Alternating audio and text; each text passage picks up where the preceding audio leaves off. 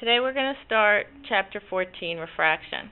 So in the last chapter, Chapter 13 was about reflection of visible light. So visible light, when it hits a reflective surface, we learn that it bounces off like a mirror.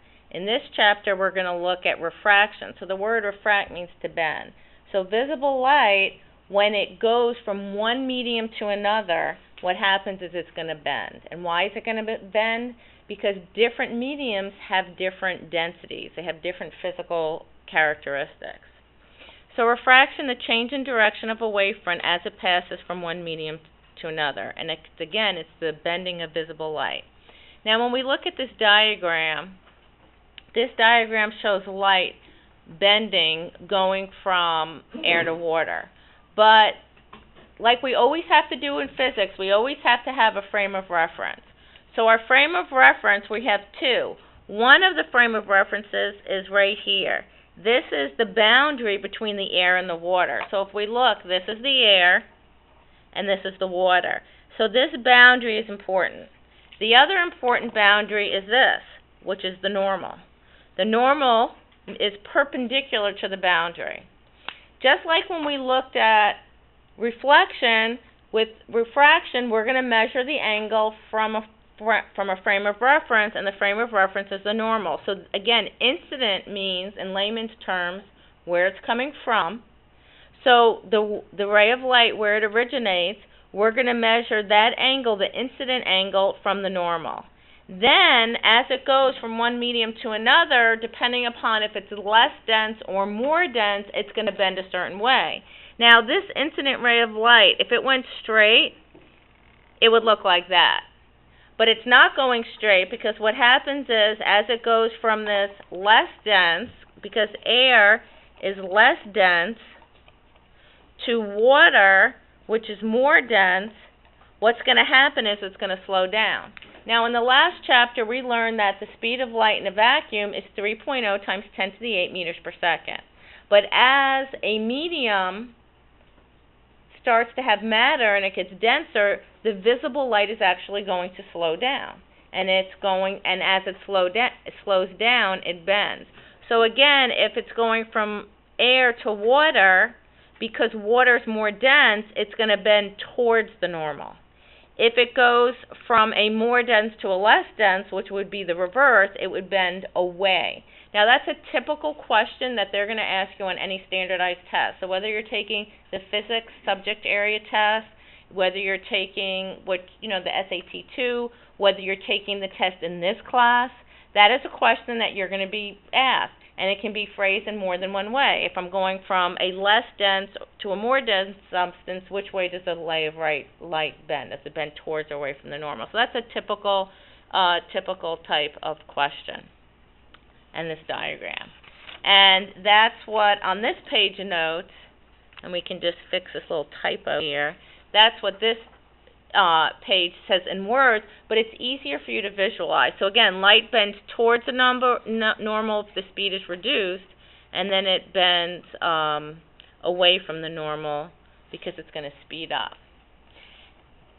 Optical density, this is a property of a medium that determines the speed of light in that medium. So optical means that this is light, and the speed of light changes depending, again, on the density of the medium. So the denser the medium, the light's going to slow down. So when light goes through things like clear glass, like glass windows, when light goes through clear water, when light goes through clear plastic, depending upon the density of that medium, it's going to slow down, and it's going to be different in each material. So even different types of glass, even if they're all clear, depending upon the type of glass, because the density can be different, the speed of light is going to vary in those particular types of glass. Snell's Law, this is a ratio. So this ratio talks about this. N actually, and let me just jump down here, N represents the index of refraction. So the index of refraction, this is something that's unique for every material. So this is actually a ratio. So N is the index of refraction, and this little subscript S, this stands for substance, because it's going to vary for every substance. So this is the speed of light in a vacuum, which we already know, 3.0 times 10 to the 8 meters per second. And then this is the speed of light in that particular substance. And that's how we get this ratio here, N, the index of refraction. Now, here's a table in your book for what's called the indices of refraction. So this is one of those weird words where there's two actual plurals, which are grammatically correct. So index, the plural can be either indices or it can be indexes. They're both correct. So in some books you'll see indexes and in some you'll see indices. They're both the same thing. So anyway, the hardest substance we know is a diamond. So the index of refraction of a diamond is 2.4. So that's a solid. If we get down to crown glass, that's 1.52. That crown glass is what a lot of bottles are made out of. Like if you get glass, like a glass soda bottle, they still make them sometimes and stuff like that. Then when we get to liquids, we see water is 1.33. Now, air is a gas. Now, you notice that the index of refraction for air is 1.000293. For a vacuum, it would be 1.000000. So the difference is small. So when we're doing our calculations, we're only going to write down 2 past the decimal point. We're not going to write down all this stuff for air. We're just going to say air is 1. Okay? So this is the index of refraction. Now let's go up here. Tonight, for our homework, we're going to use Snell's Law. So Snell's Law tells me I'm going from one substance to another. So this is really the from, and this is the to. Or I could call this the incident, and then this would be the refracted, as far as explaining the substance and the ray of light.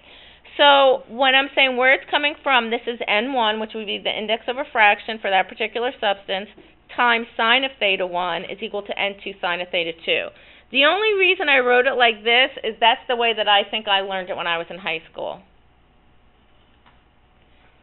In your book, and it'd probably be easier for you, you could say Ni sine of theta I is equal to Nr sine of theta R. So I stands for incident and R stands for refracted or bent. So Snell's Law, N is equal to sine I over sine R, but a lot of times in the homework tonight they're going to give us the 2 different substances, and then we'll have to find one of the angles or something like that. Here's an example of the first equation. It says the index of refraction of water is 1.33. Calculate the speed of light in water. So we're going to do like we always do. We're going to write down our given. So N is 1.33. You notice there's no unit on the index of refraction. It's unitless. The speed of light in a vacuum, 3.0 times 10 to the 8 meters per second, and I want to find V. So what I'm going to do is I'm going to write my basic equation, N is equal to C over V. I'm going to rearrange the equation to solve for the unknown in terms of the known, and then I'm going to substitute and solve. So I find the speed of light in water. And you notice that the speed of light in water is less than in a vacuum, right? So whenever you're calculating the speed of light in any substance, one way that you should always check your answer is it's always going to be less than in a vacuum, because the fastest possible speed of light is going to be in a vacuum. So this value should always be less. The denser the medium, the slower it's going to be. So just keep that in mind as well. Critical angle has to do with monochromatic light. Monochromatic light, and we'll talk about this again in the next chapter, and we'll do some demonstrations when we talk about lasers. Mono means 1. So monochromatic light is light of only one wavelength. So monochromatic light passes from a medium in which its speed is slower to a medium in which its speed is faster. You have a unique angle, and this is called the critical angle. So this is the equation for the critical angle. Now we can see pictures of this in our book on page 507. And here's an example calculation for critical angle. And total